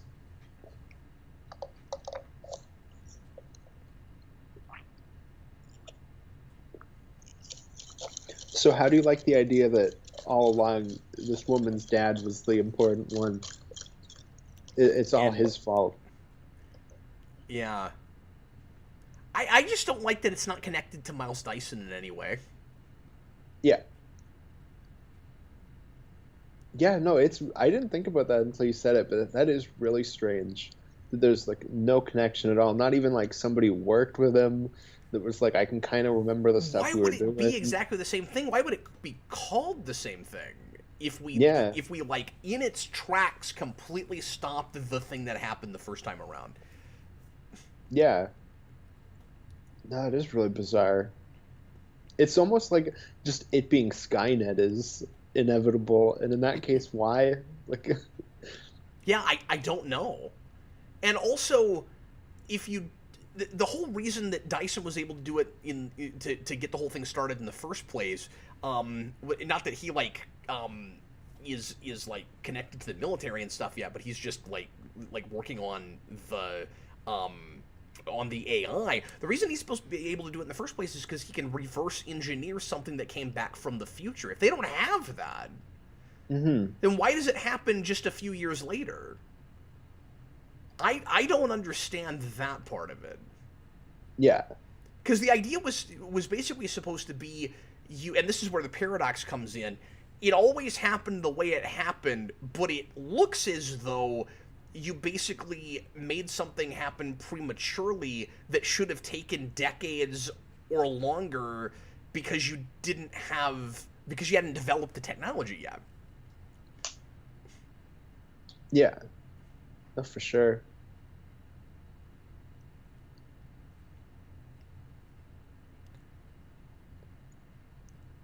So like I said, as I'm watching this, I finally start to perk up a little bit when this happens because John's all, I'm not gonna let, I'm not gonna let anything control my life, and if I have to, then I'm just gonna kill myself. Yeah. Well, I just like that Arnold's reaction is basically like, obviously, I know you're not gonna kill yourself. You're not Get gonna out do of that. here. Yeah. Well, and like at first I'm like, oh, would this guy maybe actually do this because he's just like at the end of his rope and doesn't think that there's a different choice? But yeah, the whole thing is a bluff just because, and this is I guess heroic and endearing in its way, where he's like, well, we have to stop this now that we know, we have to try to stop this now that we know that it's going to happen. But then I find myself going, and so he's like, okay, here's your choice. You have to protect me, and I'm going to kill myself, so you're either going to come with us and help us try to stop this thing. Because remember, the whole, in case you haven't seen this movie in a while, the whole reason that Arnold is there is just to make sure that John makes it into the apocalypse, not to stop the apocalypse. So John's like, well, you're gonna help me do that, or I'm going to, or let me do it, or I'm going to kill myself. But again, I find myself going, but if he was thinking this whole time that it might be inevitable, why wasn't he looking for it and trying to stop it then? Like, why wasn't he doing what Sarah Connor does in Sarah Connor Chronicles, where she's basically always keeping her eyes open and her feelers out, like trying to stamp out any potential for the beginning of Skynet. And John's not doing that. And No, if he's not doing that because he anything. throws his hands in the air and goes, well, it's inevitable, Mom was totally wrong, fate is always at the wheel, then why is he trying to stop it now? Yeah. Yeah, because he's not doing anything at the beginning of this. Like, he's just like a drifter man that just goes around essentially doing nothing. Sim says, I guess humanity caught up. I just don't buy that it catches up that fast. And it just feels kind of convenient, because it's like it happens now because this is when they decided to make a movie. Well, okay, because I don't like. Obviously, I wasn't like I was like a little kid when this movie came out. But were we at the point where we had drone warfare at this like in 2003? Like we were starting to get into that stuff. Uh, yeah, I mean, we would have been, it would have been in early development at the very least. Yeah. Well, because part of what I think this movie should have been is you take that third act where we have those Ed 209 robots and the plane ones, and you have those as essentially drones that the government is using in the military, and you have John kind of trying to take those down, and then it builds into Judgment Day, where it is like a much slower rise of the machines, if you will. Yeah.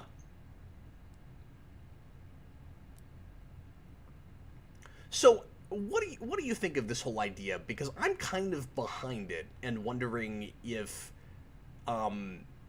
you are too. This idea that they use the machines use the Arnold-looking Terminator in order to kill John Connor because of John's uh, boyhood experiences with the Terminator, and then they commandeer that Terminator and then they send it back. I guess my question is, how do the machines know about that? I guess that's the only thing I'm wondering about that whole thing. Yeah, yeah, no, that is a little strange. And if they were gonna do it, why wouldn't they do it like a month after T2 and just kill him right there in a bar, and then you're done? Oh, you mean like send another one back? Yeah, and just shotgun him in a bar, because you'll be like, oh, it's Arnold. Yeah, that's a good point.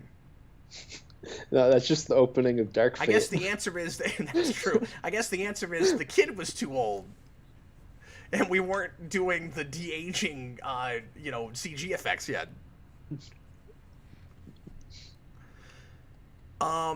Folks in the comments are saying, like Cinematographic, this John didn't have the resources or training to make that happen. Yeah, but he was being raised the way he was by Sarah. I just have a hard time buying that he wouldn't have tried. When even like he's making these bombs just on his own. Like he definitely has some of like the training she gave him. They can't decide how streetwise he is, or maybe more of it is they want him to be really streetwise, but it's just not a very smart script, so he seems dumber than he's supposed to. Well, like I said, they completely dropped the hacker angle of his character. That was not like a huge part of T2, but like it was there throughout. Well, and we're probably thinking about that more because they play that up massively in Sarah Connor. In That's Sarah true Connor too. Chronicles. Yeah. Because in that, they make him like almost genius level. Yeah. I mean, he's basically Donatello from Ninja Turtles. But even like he hacks into the building where they where Miles Dyson works in T2, where they put in the oh my god, I'm blanking on words today. I'm watching T3, where they hit the security button and it shuts everything down. And he hacks into it. Divid22 says, "What would he have done, Cap?" Well, what Sarah Connor was doing, right? Like just stay off the grid, and like keep your eyes open, keep watching the news, go to places where it seems like Skynet could develop, and then and then do what you can to stop it from happening. And again, I'm too informed by Sarah Connor Chronicles because it was really smart about all of that, and that's how I think that you should handle that character. Well, like I said, I think my pitch by the end of this movie, when we get the rise of the machines, is, and I hate that I'm going to this movie, but you do kind of the RoboCop remake thing where you have the machines being used overseas, and then they're talking about bringing them maybe into the streets in America. Yeah. And John's trying to fight that. And then obviously you get Judgment Day through it. And you do it like a much slower, more infiltration-esque Judgment Day as opposed to the original one. Well, and you could do some really nice social commentary with that, where it's like, well, if Judgment Day gets put off and then it happens now, or at this time anyway, when the present day, when you've got like it's more of an internet age, and you are developing drone technology, and people are more and more getting used to like a lack of privacy and that kind of thing. You could do social commentary about how people should have seen that this was happening, and maybe not been concerned so much about AI, but about freedoms being curbed and stuff, and like maybe we should have done more to stop it because it was already getting closer to a violation. Yeah, you do that kind of like post 9/11 Terminator movie Yeah, where we're doing the social commentary on that type of stuff. and this is 2 years after 9/11, and it's weird how it doesn't watch that post 9/11. No, it doesn't at all. I find, anyways. Even though it is so typical 2000s just in the tone of it. Yeah. Yeah, exactly.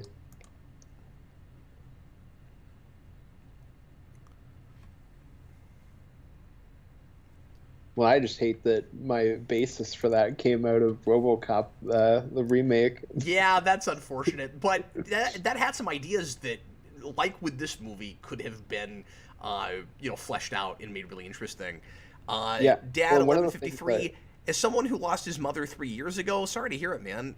Losing a parent can mess with a grown man. Maybe John repressed his hacking and army man skills in the 6 years between Sarah's death and then present. Sure, but you have to deal with that kind of thing in your story if that's the idea. That, yeah. You can't leave that vague and in the background. Done an interesting story where he has to figure out what to do now that he's lost his mother, which I mentioned in the Sarah Connor Chronicles video. Yeah. And that's actually a really good idea.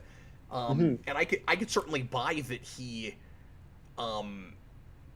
I could see him going either way after that. I could see him either like doubling down and trying to do exactly what she would have wanted him to, or I could see him trying to live a completely normal life and be in total denial about this. Like, I think it would have almost been more interesting if we have a John Connor, maybe a little bit older of a John Connor, at the beginning of this movie, who has like a family and like a wife and kids, and he's put this whole thing behind him, and you could still have that, something like that opening voiceover where in the back of his mind he's always worried that this is going to happen again, but he won't let himself try to do anything about it. He's trying to lull himself into, no, we stopped it, it's fine, but he has nightmares about it all the time. He doesn't sleep well. His wife doesn't know anything about his mom or Judgment Day or any of that, and you could basically make it like the Sarah Connor Chronicles starts, where she actually has a life and a fiance, and then she's forced to leave it. Yeah. So this is, I think, where the movie, like obviously it's not super thoughtful, but this is where I start to perk up, and part of why that was my pitch for what this movie should have been is I think this stuff with these Terminators and like rising up, if you will, is really cool. Oh, you mean this rise of machines that we're seeing? Yeah, this isn't a rise of Cobra; it's the rise of the machines. I also really like that you have the infrastructure and internet angle, because, and like, yeah, that might be the obvious thing to do then at this point, but you're able to have these like really clunky Terminator drones at the same time as you have that stuff, and these exist because it's supposed to be part of that whole defense network. If the idea was you just had these machines and they take over by themselves, I'd be like, that's really stupid. Oh yeah, no, I don't. But think we the don't do machines that. Themselves would do it, yeah. They're basically Ed 209s. Oh, they're totally Ed 209s. And I kind of love that because I just love Ed 209. Fulton Kelton, I'm sorry, let me go to Robert Wilde. The third act of this movie is easily the best part of it. Yeah, and I would almost suggest to people that love 1 and 2 that have never seen this movie to watch the third act first and then go back and watch the rest of the film. Yeah. Well, and then you would just assume that everything before it like was great. And you'd be like, or not, maybe not great, but you'd be like, well, these are real characters that we've known through this movie. Yeah, exactly. And then your mind fills in the blanks, and you can just imagine the interesting setup for these Yeah, you have that characters. thing you talked about with Spawn, where you start at a certain point, you just assume everything Like, made you'd think sense. her father was in the movie for any amount of time if you just watched the third act. Yeah, and you'd be like, this must be a really dramatic death scene, Could you be even though more it's about as obvious? dramatic as that woman with her dog dying. Could you be any more obvious in a typical science fiction story about like human hubris and destroying ourselves than having a military guy say, "Oh no, I opened Pandora's box." They should have just named him Frankenstein. And her name should be Pandora. Pandora Frankenstein, that's her real name. That's her real name.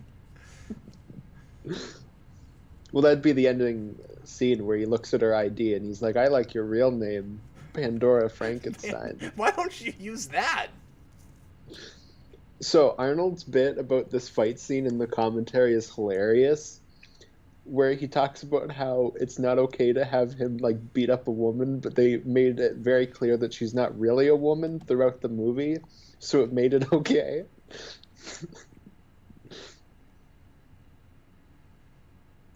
And I just think that's really funny. But this fight scene's also pretty rough, and I remember as a kid thinking it was really cool. But there's some terrible CG in this fight.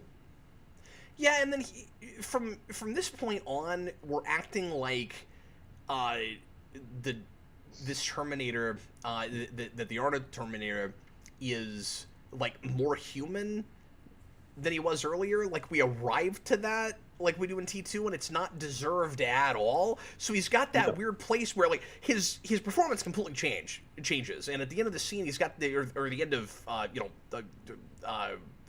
guess the next couple scenes, he's got that moment where the performance totally changes, and he's like, "We will meet again," and of course that doesn't happen. But like, we didn't get to that at all, and furthermore, the whole point, the whole big reveal at the end of the movie is that he was never trying to actually stop Judgment Day. He was always just trying to save John. And so, like, he's still working on his programming the whole time, but they try to kind of do both, Yeah. where he's come to, care about these people, and there's like some real emotion there finally, and I guess that's just really easy with these machines. Like, it just does not take much for them to find their humanity and become self-aware. Because they play him like he's self-aware, and that is not remotely earned. No, it's not at all. Not at all. In that fight scene when she grabs his crotch right there, I don't know if you know this, but Arnold actually had to fight to have his line removed because he originally had a line in that scene. Oh. Originally, he was supposed to say, "Ow, what are you, my maid?" And then he thought that was too close to home, so he had that cut. Is that a joke? Yeah. Okay, And I can it never felt tell with bad. you because I don't put anything past Arnold Schwarzenegger. I imagine that was a scene the crotch grab was the scene that he fought to make happen in the first place. Well, I'm sure it's a thing he thought was really, really funny. And it's not, because they're robots, and so when he has like a When he has that reaction to look. that, it's stupid. It's like, why would you react to this? Makes Oh, no sense. you touched me there, and I'm like, you're a robot. I don't understand. Yeah, no, it makes no sense. I'm pretty sure he doesn't have pain receptors. I wouldn't think so, because why would you let them feel pain? Yeah, what would be the point of Although I guess there is that moment where he says that, programming them that way? like, in T2, where he's like kind of says he can feel pain, but I don't think he feels it as pain. Like, he can just tell when he's been shot. If he does, because he's a machine, he's just really good at hiding it. Because even in the first movie, he's got that bit where he's like able to rip his own face off, and Yeah. Ow, this is really hurting. Oh God, this scene's really cringy. Where she shoots that thing and he just goes, "You remind me of my mother." Oh yeah, that's rough. And it's just because of her performance, because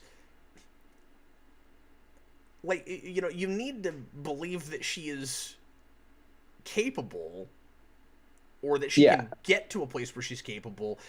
It's really sad how far by this movie that we've fallen with the sophistication of that first movie in making me buy that by the end of that story, this like waitress who was like floundering and didn't even know what she wanted out of life and had like no major life experiences, is like on the run and like building an arsenal and ready for anything. And then this, I'm supposed to have that with his future wife, but I don't at all. no, and I at least like when I see Linda Hamilton It's hold supposed a to be a gun, transformation, is what I'm saying.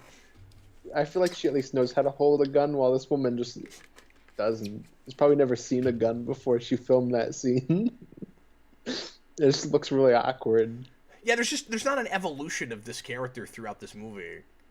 No, not at all. She was a She's still the veterinarian. same Now person. she's Just here. there's just a scene where she has a light switch where it's like, now I have to be able to shoot a gun. And Yeah, the but she's problem still the is, idiot she was before. she has to remind me of his mother for me to be okay with him reminding him of his mother. Oh, and a lot of people are saying, and I agree with this. That's very that's completely like the Oedipus complex. Yeah, good call. And so I guess that's the reason he falls in love with her in the first place. Yeah. But it's dumb because she's not anything like his mother. Well, they're both women, so they're similar. Oh, well, that makes sense. Yeah.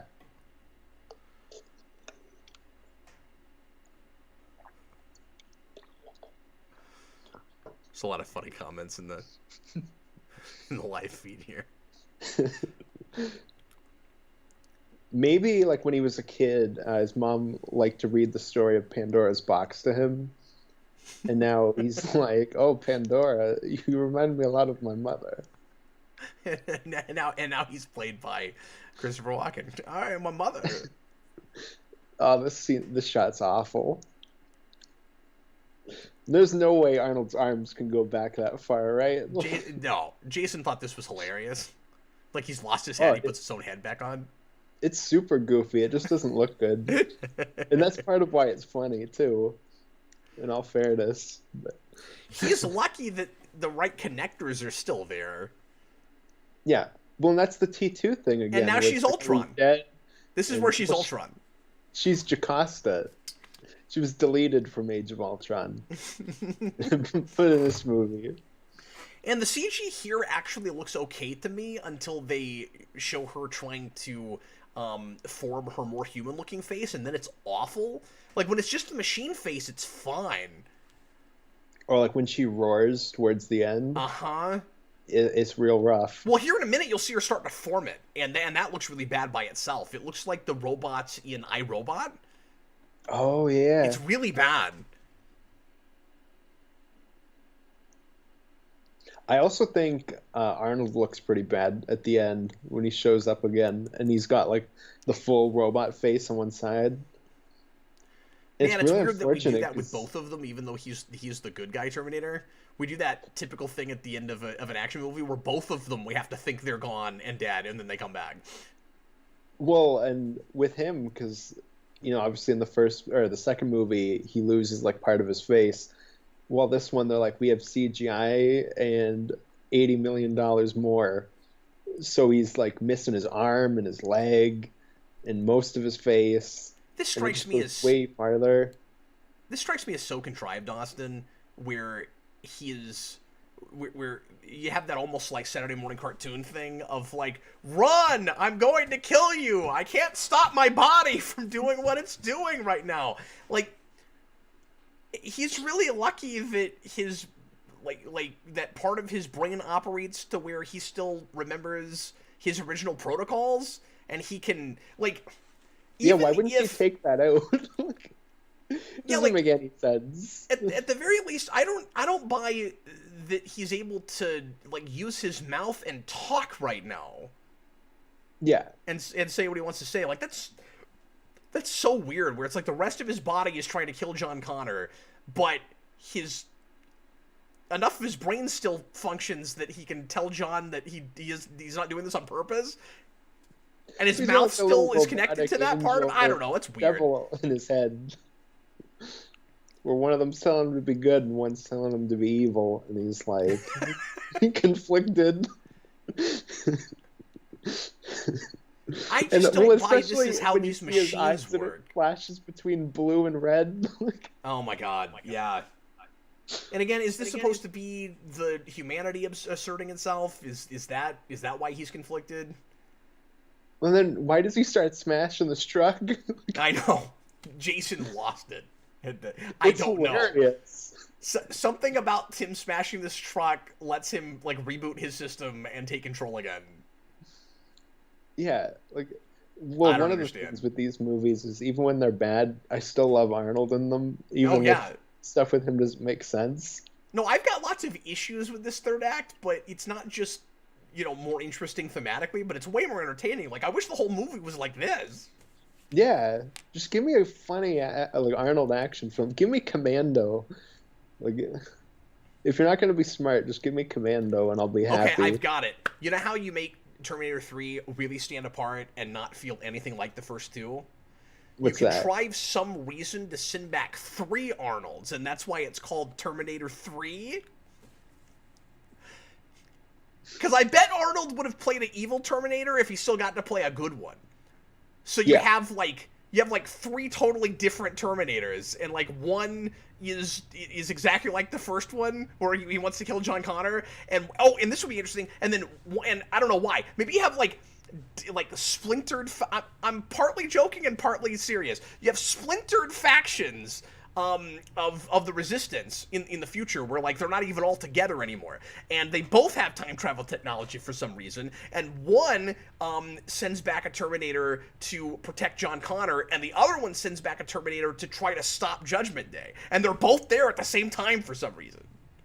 See, what I was thinking was you have an evil Arnold, you have a good Arnold, and then you just have like a neutral Arnold, and he just walks around like, I can't decide.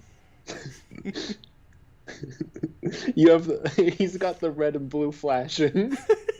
He just walks around like, I'm going to kill you. He's Run got away. police siren eyes.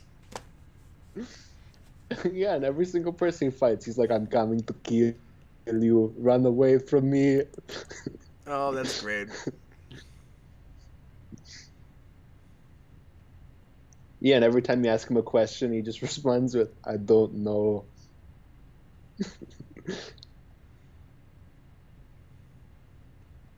That's what I want. Give me that movie. You don't even need good and bad Arnold. Just give me the neutral Arnold movie.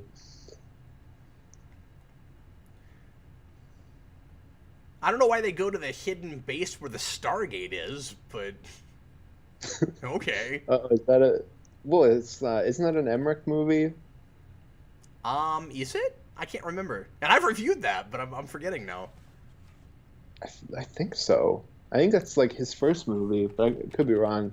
That's way better than any of his other movies, then.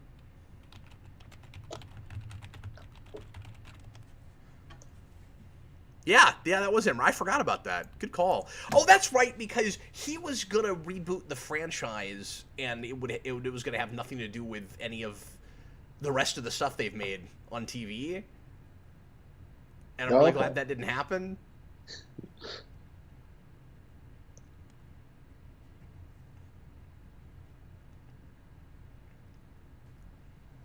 I know the whole thing's a conceit, but I still want to know how the time travel technology even developed and how the Resistance gets their hands on it. And I guess Salvation deals with that some, but is that in Salvation? Yeah, I can't remember. Yeah, because they have. I think it's toward the end where like they have a time portal, and they're about to send Reese through it. Isn't that a whole thing? I don't remember. I haven't seen it in so long, I forget.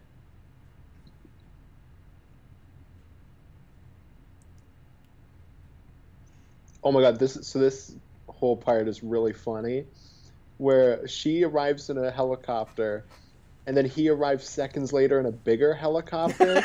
But, but they also came in a plane, which would be faster, and they just arrived.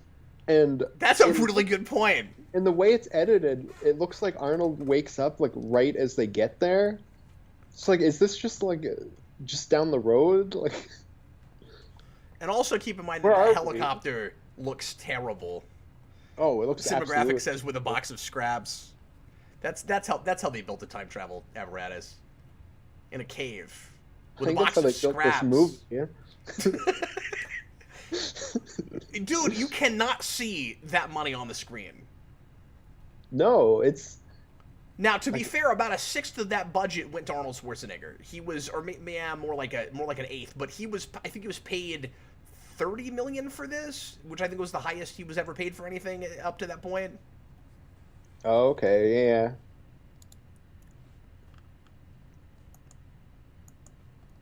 Yeah, see, this is where they go too far, where he's just CGI man now. Yes.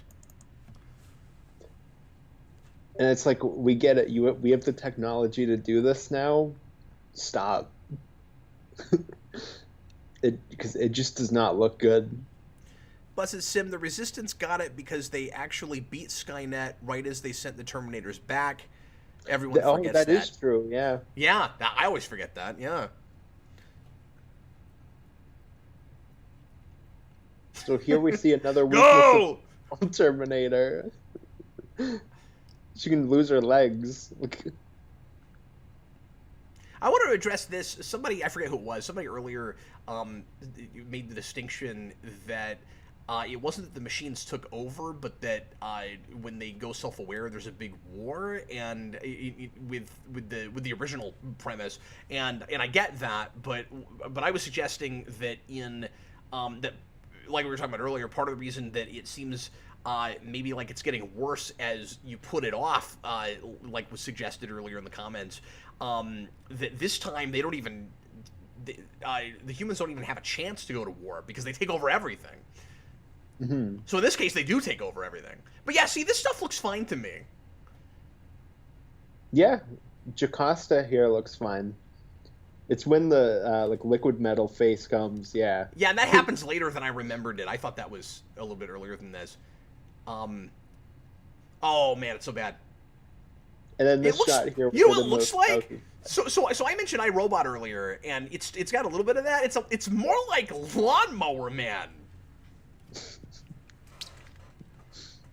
And they should all be dead now, because like that door was open. Also, you cannot tell me that was the best delivery that Arnold gave of "You Are Terminated." I bet Also, there are like how is six. it took 3 movies to get that as a one-liner. Yeah, that's weird. But the way It he seems like says the it most again, obvious it's one. just not robotic enough. Like, I am not buying that this Terminator is as human as he is at the end of this. I wish he'd played it a lot more straight. Because again, it's too self-parody. So even early on, I wish he'd played it more straight. Well, yeah, they want Arnold from T2, and they even make a point of being like, no, he's not that Terminator, but we still want that. And I just don't think it meshes with what we find out at the end. Because he's stuck to his programming the whole time. Mm-hmm. He should have been like, you should have run away. I was trying to kill you. And you see in his eyes that he's not sure. You got the red and Cinematographic blue note, plastic. leave that again, would you? I'm sorry, I've not been able to keep up with this chat real well today. He said, did you catch my explanation of the first 2 continuity errors? No, I'm not sure what you're talking about. Yeah, I didn't see that. I'll see if I can. I'm sure he'll leave it again for us. Yeah. But yeah, I don't know if you'll remember, but the first time you saw this, were you surprised by this ending, or did you call it? Because I've heard people on either side of this. I've heard some people that were like, "Well, I don't know why you're impressed with the ending. That's exactly what I thought would happen." And like I was sideswiped by it. I thought it was really it was really surprising. Well, I was a kid, so I was like, "Oh my god!" It blew my mind. This is so nuts. It's a little bit like the end of Escape from L.A. I just was not seeing it coming, but it's actually seated decently. Yeah, and they like in one of Arnold's first scenes with them, he's basically like, "Yeah, Judgment Day is going to happen in like a few hours. There's no way to stop it." So it should be more obvious. But I think, yeah, you kind of feel like there's a chance they can stop it. I still say this whole scene is the last scene in a way better movie. I also just wish 7 seconds went by and they just exploded. It's this whole scene that countdown's still going on those bombs. Busted Sim, Terminator really excels at grim, defeated monologues.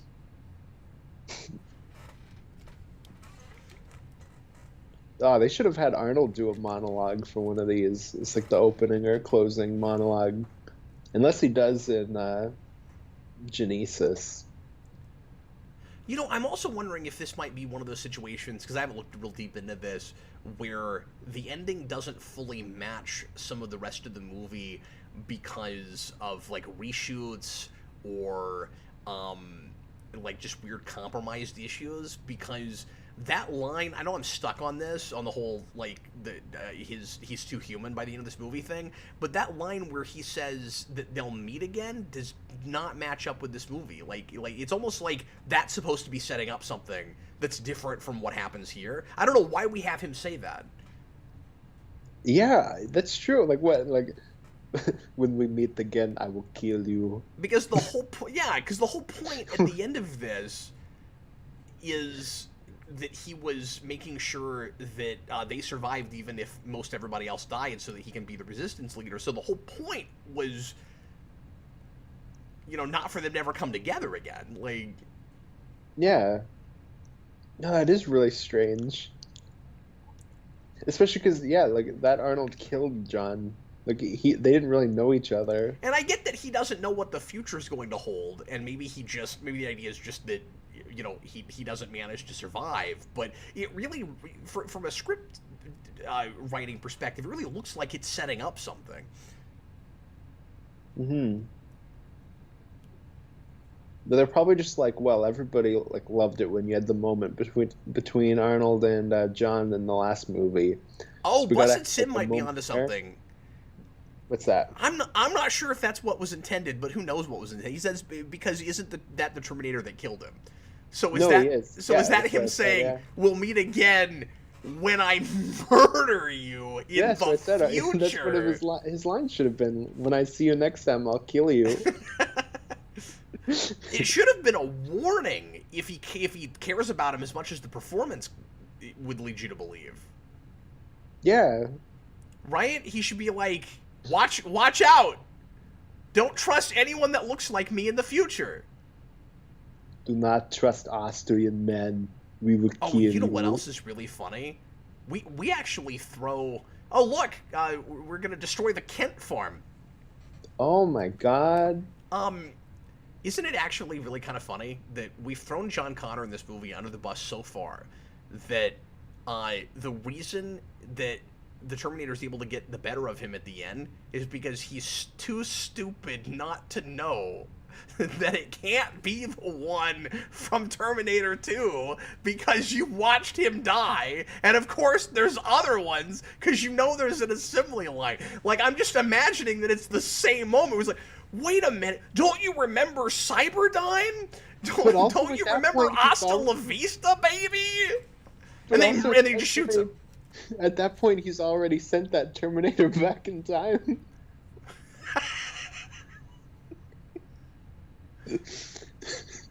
So he's like, oh, you're back again? Even though I already sent you back in time. He just like look at every Arnold and be like, this is just the same one. And just every like member of the Resistance is to like keep him away from Arnold. Okay, so Robert Wild says the cinematographic pointed out those continuity errors that he was talking about. I'm not seeing it. Okay, first continuity error. It's not the Oh, there future it has is. not been written. It's the future is not set. Second continuity No. error. John's narration. When I was 13, they tried again. Oh, okay, yeah. So like he's a little. He says he's a little bit older. Like they retcon it. Oh, But I I mean, see. they retcon stuff in two as well. Like Yeah. Kyle never says no fate but what we make it in the first one, but they act like he did in two. It's probably just like that type of thing, or just rewriting it a little bit, just retconning it. Yeah, I mean, with that first one, I think those are both basically the same sentiment. Hmm. Like, I think they're just using different words for no reason. I don't think that's an intentional retcon so they can get away with something different, is it? Like, is there really that big of a difference between has not been written and is set? Like, Yeah, they probably just forgot to go back and check. yeah, it's like they just didn't look at the material. Yeah, so I mean, you're right. Like, but I don't think that's an intentional retcon. I think that's just lazy research. In the age thing, because I don't know if we ever say how old he is, like in the movie in two, and it's probably just that he's the age he is, like now in three. I would assume.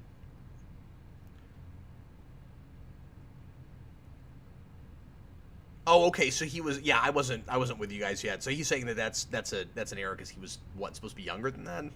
Yeah, I feel like he's like 11, 10 around there. But they say he's 13 in T3. Just so they can make him the age they want to make him in this. Yeah, yeah, that's I assume But why they that's reckon weird because I don't that. think it matters really what age he is here all that much. Like as long as he's not in high school. Yeah.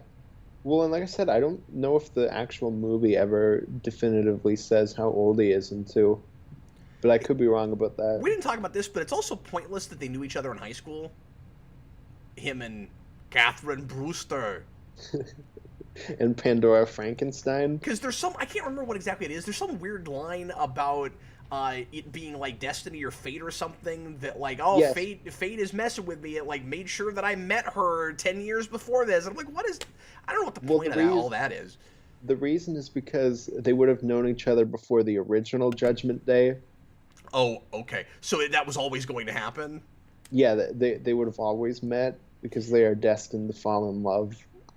Sure, but I still say that the future can't look exactly the way it did if the events happen later and as drastically differently as they did. Yeah, yeah, no, it like is completely just like destiny. That all seems too easy to me. We also never talk about how the Terminator, like the evil one, comes back to kill his lieutenants, and she kills like all of them. At least that we see, Oh, yeah. So like that would it's just affect the future, wouldn't it? yeah, But at like least John Connor's still around. I guess he'll just get some different lieutenants. It's fine. yeah, he has new lieutenants now. But like you'd think that would do something because Couldn't Pandora was one of them. But you know, it occurs to me that that would have, yeah, and that's just her name now. Wouldn't that have been another way to really set this apart and make it a different kind of story?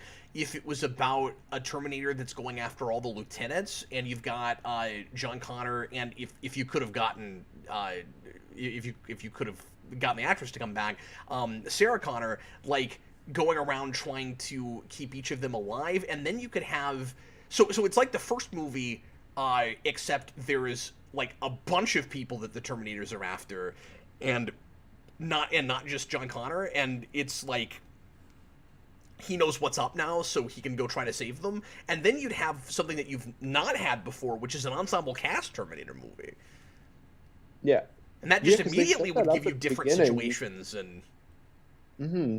Yeah, and they set that up at the beginning, and then like the Green Goblin and Spider-Man, she kills like all of them like in the first few minutes that she's there.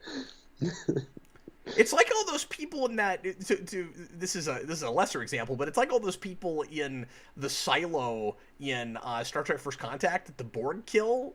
that, like, you can't tell me that they didn't matter at all later on in the future, but when we get back to the Yeah, 21st century, it's exactly the same. Not that you see that in that yeah, movie, but, there's TV shows after that. yeah, exactly. It's just not thinking about that. And it's real weird that you would set that up and then do nothing with it. It's almost like that was a something from an earlier draft that just like managed to stay in the entire movie.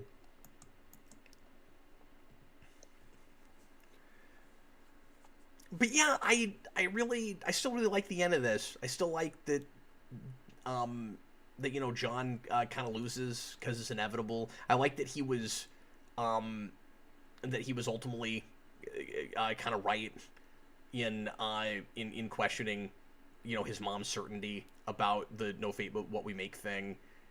Um, Wouldn't you feel weird that I just she think the rest also of the movie could have questions been it? written better to match it. Sorry, what? Yeah. So do you like feel weird that she also questions it, where she's like, "This is what I believe," but then she also clearly doesn't, where she has like all the guns set up and whatnot, Well, yeah, that's a good point. and she lived to the exact day to make sure Judgment Day didn't happen. Yeah, and she and like on her crypt that doesn't actually have her body on it or in it, it says no fate but what we make, but then that's where she has the guns. Yeah, that's a good point. But I also like the idea that that's just how prepared she was, where it's like, just in case Yeah, I'm wrong. yeah, no, for sure. I like the idea that she never got complacent regardless of that. And even though he's not sure about it, he did get that way. Yeah. Well, and then John just has no ideas of his own.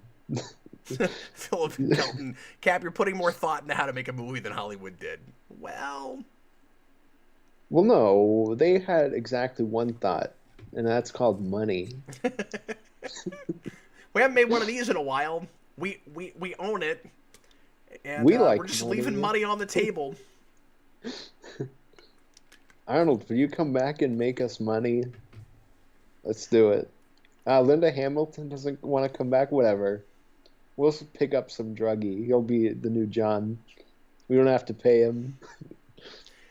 Another way to get around all of the time travel shenanigans and not like continue to overly complicate all of that is it would have been for your third movie. And then if you wanted to do more stuff after this, like reboot in some way or do the whole it's inevitable it was going to happen in the future anyway thing, you could do it afterwards. But you could have in a weird way done like a sequel prequel simultaneously and done and done basically the Salvation thing now, except obviously make it actually look like it did in Terminator 1. Yeah. When I guess, like, that also kind of goes into how Judgment Day set up in this movie with Salvation, because we don't have laser guns like I was gonna now say at this point. and that's why I'm making the distinction is that because I know it sounds like I'm talking about a movie that was made already, but that never Hmm. felt like it was in the same like I should say future of Terminator 1 and 2 from that Judgment Day. It always feels like it had to have been already a different altered Judgment Day that got us there, and you don't have to do that. Like you could have just either ignored this movie or not made this and just done okay, your Terminator 3 is uh how did John Connor do all that business in the first place before the timeline theoretically got paved over. So it's actually a prequel, even though it's set in the future. Yeah. Yeah, because I think that was the place to go, was deal with the future stuff instead of doing the whole Protector and evil Terminator thing again. And then we just keep doing it and not like doing anything really new with it outside of Sarah Connor Chronicles. Phil Kelton, you're totally right about this. Dark Fate ignored the fact that the only reason judgment is inevitable is because we still put all our technological progress in the arms race. Yeah, exactly. Hmm. Yeah, you're missing the point if you don't have that. That's a really good point. Yeah. Well, then that could have gone into like my like idea for Terminator 3, where you're dealing more with like the drone warfare of the time.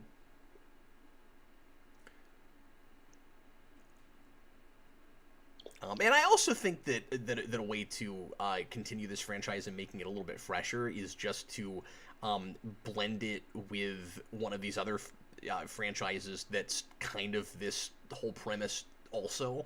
If studios could get together and make the Terminator RoboCop thing happen, or the Terminator even the Terminator Matrix thing happen, that would have been a way to keep it fresh to some degree, I think. Hmm.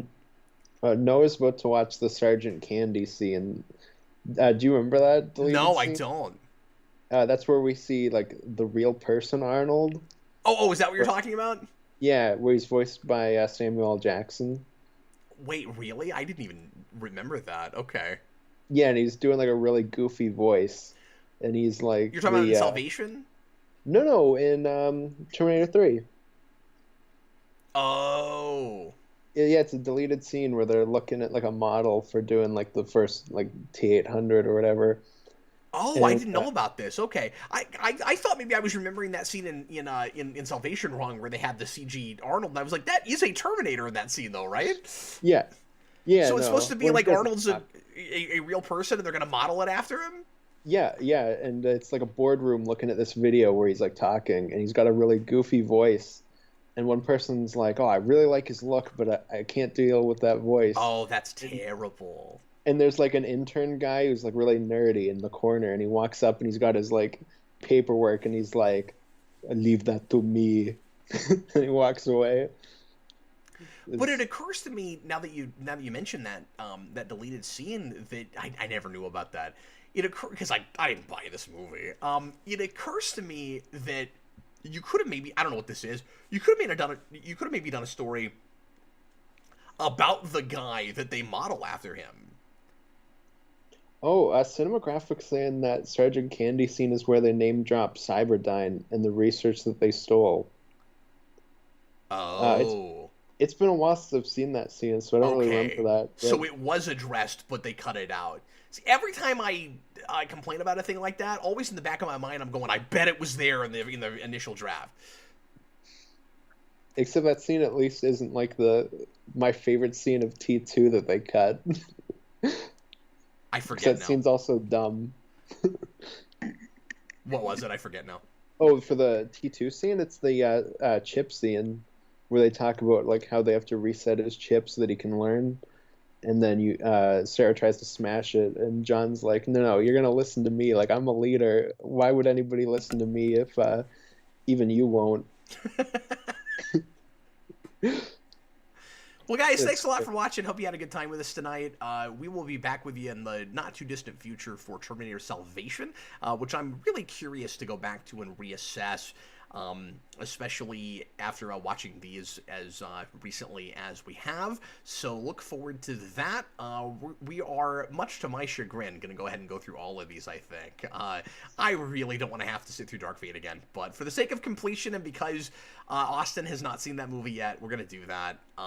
So, I don't like that. I may not do a lot of talking during that. Honestly, I might just sit here because I don't want to go through all that again. But we're gonna. I hate that movie with like a burning passion. I think. I don't know. I'm excited for the pain. I really don't like it, but we're gonna do it. Jedi Cease, I'm also kind of in a weird way looking forward to because it's ridiculous, but it's like just really insane, over the top fun. Kind of knows how bombastic and stupid it is, and so it's Yeah, that movie at least looks like it could be funny. not a good movie, but it was fun to watch the one time I saw it. It was throwaway. I don't remember much about it, but anyway. So we'll be doing that, and then Austin and I have plans for fun things in the future. So we'll do lots of cool stuff for you. Thanks, Austin, as always, for joining me, man. Hope you had a good time.